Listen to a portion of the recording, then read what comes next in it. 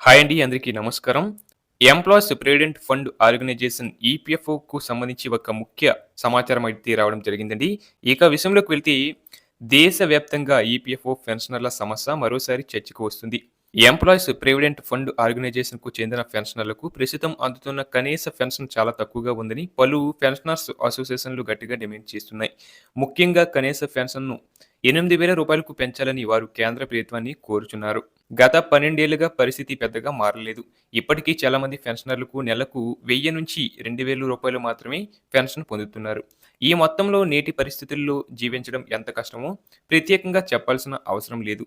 ముఖ్యంగా వృద్ధాప్యంలో ఆరోగ్య సమస్యలు పెరుగుతున్నాయి. మందులు, పరీక్షలు, చికిత్స ఖర్చులు భారీగా పెరిగాయి. ఈ పరిస్థితుల్లో ఇంత తక్కువ పెన్షన్‌తో జీవనం సాగించడం చాలా మందికి భారంగా మారింది. అంతేకాకుండా రోజురోజుకు పెరుగుతున్న ధరలు కూడా పెన్షనర్లను తీవ్రంగా ఇబ్బంది పెడుతున్నాయి. ఆహారం, అద్దె, విద్యుత్, వైద్య ఖర్చులు ప్రతి ఒక్కటి గణనీయంగా పెరిగాయి.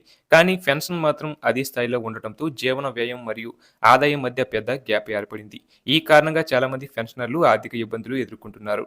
అలాగే పెన్షనర్స్ అసోసియేషన్‌లు చెబుతున్నదేంటంటే, కనీస పెన్షన్‌ను రూ. 8,000కు పెంచితే వృద్ధులకు కొంత ఆర్థిక భరోసా కలుగుతుంది. కనీస అవసరాలు, ఆహారం, మందులు, దైనందిన ఖర్చులు తేలికగా నిర్వహించుకోగలుగుతారు.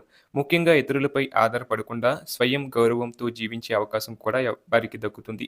అలాగే ఈ పెంపు వల్ల సామాజిక భద్రత కూడా బలపడుతుంది. వృద్ధులు గౌరవంగా జీవించే పరిస్థితులు మెరుగవుతాయి. ఇది కేవలం ఆర్థిక నిర్ణయం మాత్రమే కాదు, ఒక సామాజిక బాధ్యతగా కూడా పెన్షనర్స్ భావిస్తున్నారు.